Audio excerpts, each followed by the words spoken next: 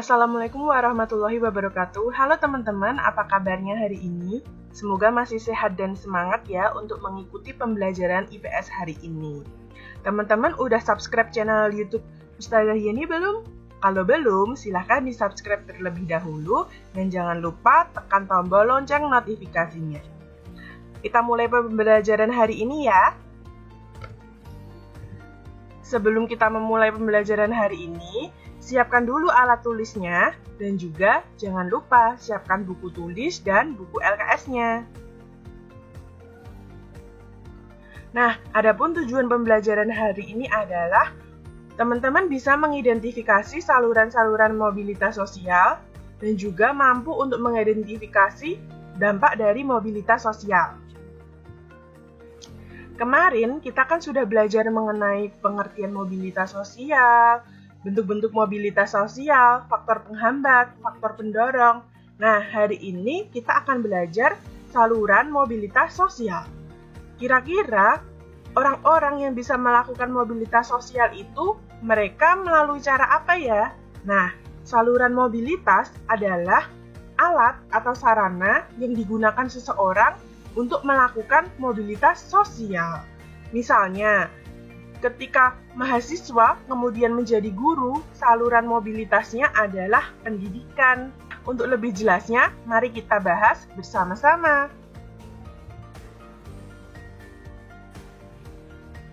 Saluran mobilitas sosial. Ada 7 saluran mobilitas sosial.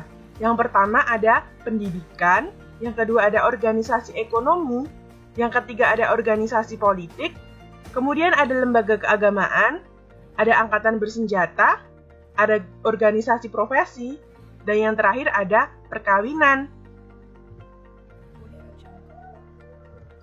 Kita bahas yang pertama, pendidikan. Lembaga pendidikan merupakan saluran mobilitas yang sering digunakan oleh masyarakat, sehingga sekolah merupakan saluran yang nyata dari mobilitas sosial vertikal, bahkan dianggap sebagai sosial elevator atau pengangkat kedudukan sosial yang bergerak dari kedudukan yang rendah ke kedudukan yang tinggi. Sekolah dianggap sebagai sosial elevator. Dengan demikian, sekolah merupakan saluran untuk melakukan mobilitas sosial yang bergerak dari kedudukan rendah menuju kedudukan yang lebih tinggi. Kita bisa lihat contoh-contoh di sekitar kita. Sekarang, ketika kita mencari pekerjaan, apa yang dilihat pertama? Ya benar, pendidikan. Sekarang banyak pekerjaan yang lebih mementingkan pendidikan. Misalnya saja, ketika kita ingin menjadi guru, maka kita harus menempuh pendidikan di fakultas keguruan. Sedangkan ketika kita ingin menjadi hakim, maka kita harus berkuliah di fakultas hukum. Ketika kita ingin menjadi guru, maka kita harus menempuh pendidikan dokter. Itulah mengapa pendidikan menjadi salah satu cara seseorang untuk melakukan mobilitas sosial. Saluran yang kedua ada organisasi ekonomi. Individu dapat meraih kedudukan yang tinggi dengan melalui lembaga ekonomi. Kondisi ini terjadi karena lembaga ekonomi memberi kesempatan bagi setiap orang yang kompeten meraih posisi tertinggi. Seseorang dapat meningkatkan kedudukan dengan cara bergabung dengan lembaga ekonomi ataupun menciptakan peluang sendiri.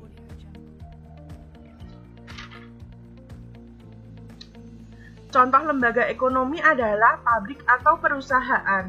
Seseorang yang bergabung dengan lembaga ekonomi dapat menaikkan jabatannya.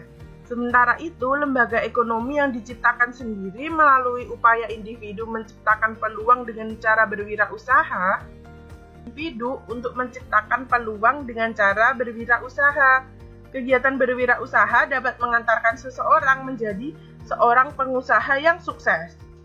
Yang ketiga adalah organisasi politik. Organisasi politik dapat memberikan peluang besar bagi setiap anggotanya untuk mencapai kedudukan yang lebih tinggi.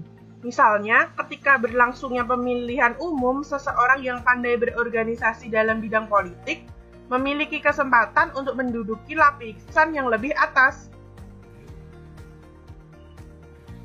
Misalnya, ketika Presiden Joko Widodo sebelumnya adalah pengusaha mebel, kemudian melalui partai politik, beliau bisa menjadi wali kota Solo dan kemudian menjadi Gubernur Jakarta dan sekarang menjadi Presiden Indonesia. Nah, mobilitas yang dilakukan oleh Presiden Joko Widodo didapat dengan cara bergabung dengan organisasi politik. Selanjutnya ada lembaga keagamaan. Lembaga agama dapat menjadi sarana melakukan mobilitas sosial. Dalam lembaga agama terdapat pemuka agama yang bertugas memberikan bimbingan dan petunjuk mengenai ajaran agama.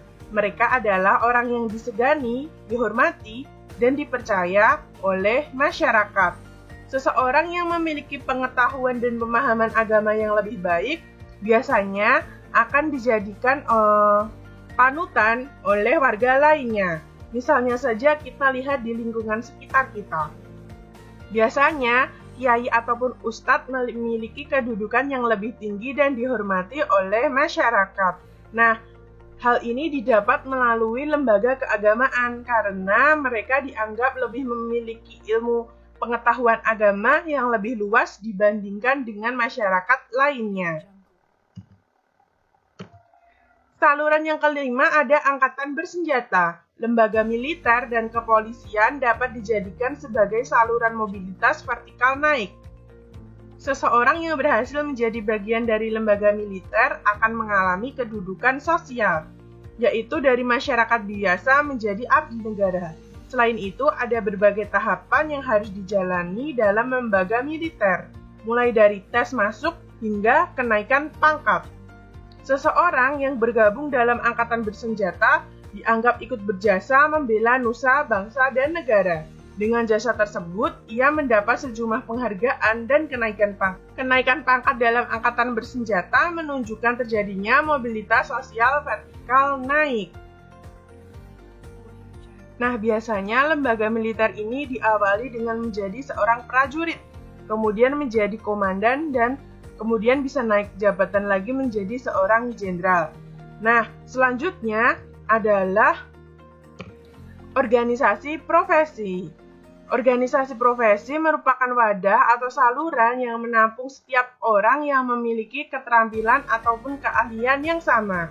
Misalnya, Ikatan Dokter Indonesia, Ikatan Sarjana Pendidikan Indonesia, Ikatan Sosiologi Indonesia.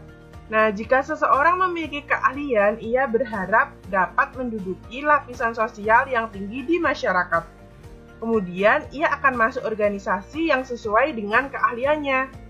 Organisasi tersebut akan memperkenalkan hasil karya yang dibuat kepada masyarakat, sehingga dengan sendirinya yang bersangkutan akan dikenal oleh masyarakat umum. Misalnya saja organisasi PGRI, yaitu Persatuan Guru Republik Indonesia, sebagai sarana dalam memperjuangkan guru dalam bidang pendidikan dan kesejahteraan guru. Nah, dengan demikian, karena adanya PGRI, tingkat kesejahteraan guru di Indonesia akan mengalami peningkatan. Saluran yang terakhir adalah perkawinan. Nah, mobilitas sosial vertikal dapat terjadi karena perkawinan. Melalui perkawinan, kedudukan seseorang dapat terangkat atau bahkan menurun. Seseorang yang menikah dengan orang yang berasal dari lapisan atas, maka otomatis dia akan naik kedudukannya. Misalnya saja, seorang wanita biasa yang menikah dengan seorang lurah, maka otomatis kedudukannya akan menjadi Bu Lurah.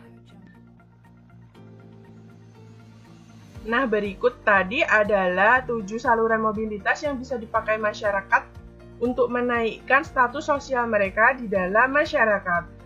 Kira-kira teman-teman bisa memahami ya? Nah, selanjutnya kita akan membahas dampak dari mobilitas sosial. Nah, dampak dari mobilitas sosial itu ada 2. Yang pertama, dampak positif. Yang kedua adalah dampak negatif. Karena tidak semua mobilitas sosial adalah vertikal naik. Ada juga yang vertikal turun ataupun mendatar. Nah, makanya tidak hanya ada dampak positif, namun juga ada dampak negatifnya. Kita bahas bersama-sama. Kita bahas yang dampak positif dahulu. Nah, dampak positif mobilitas sosial itu ada 3. Yang pertama, meningkatkan integrasi sosial. Kedua adalah mempercepat perubahan ke arah yang lebih baik. Yang ketiga adalah memotivasi seseorang untuk lebih maju. Meningkatkan integrasi sosial. Mobilitas sosial dapat meningkatkan integrasi sosial. Nah, ketika seseorang melakukan mobilitas sosial, maka akan memasuki kelompok sosial baru. Dalam kelompok sosial baru tersebut, seseorang menyesuaikan diri dengan nilai dan norma yang berlaku di kelompok barunya. Nah, penyesuaian diri tersebut dapat meningkatkan integrasi sosial kelompoknya. Dalam hal ini, integrasi sosial maksudnya adalah penyatuan hal-hal yang ada di dalam masyarakat. Yang kedua adalah mempercepat perubahan ke arah yang lebih baik. Mobilitas vertikal naik dapat mendorong perubahan kehidupan menjadi lebih baik. Nah, peningkatan kesejahteraan hidup berkaitan dengan kedudukan yang diperoleh melalui mobilitas sosial, terutama mobilitas sosial ke atas. Kedudukan yang semakin tinggi biasanya diimbangi dengan naiknya kemampuan ekonomi. Pengangguran yang kemudian menjadi pegawai akan mengalami kenaikan tingkat ekonomi. Ia mendapat upah yang dapat digunakan untuk memenuhi kebutuhan hidup. Kemudian,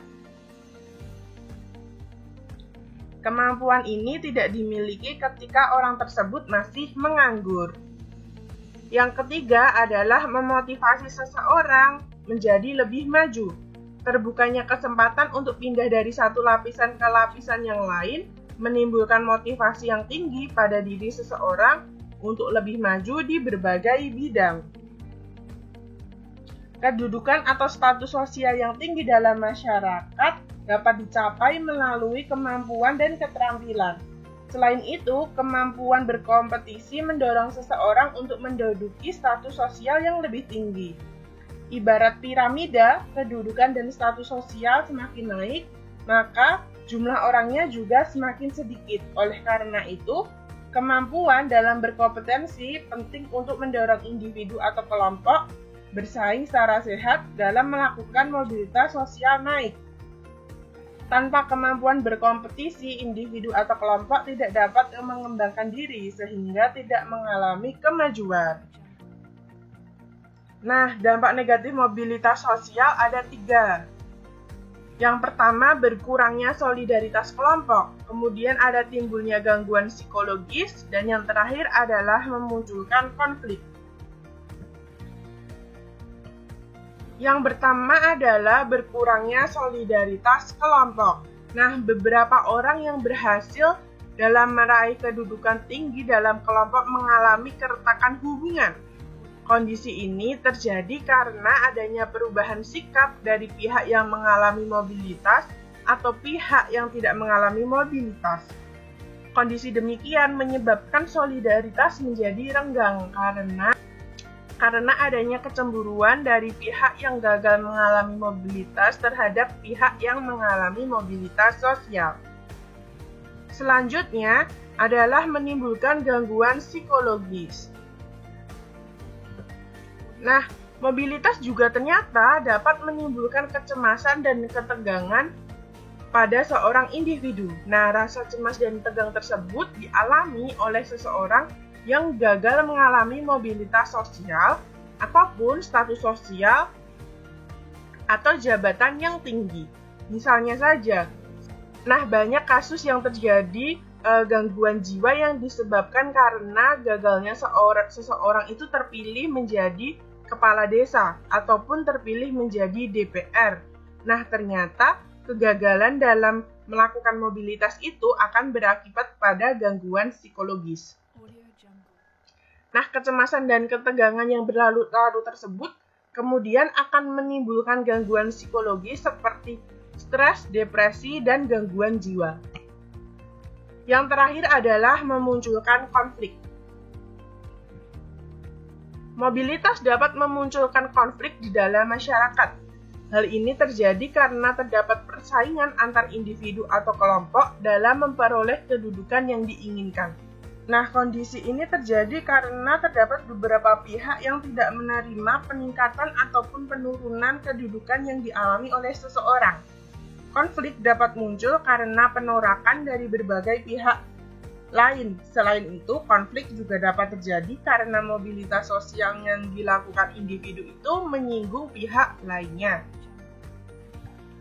Nah, sampai di sini materi hari ini. Semoga penjelasan Ustazah hari ini dapat dipahami dengan baik oleh teman-teman.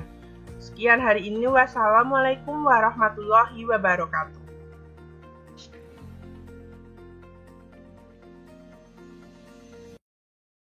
Audio Jungle.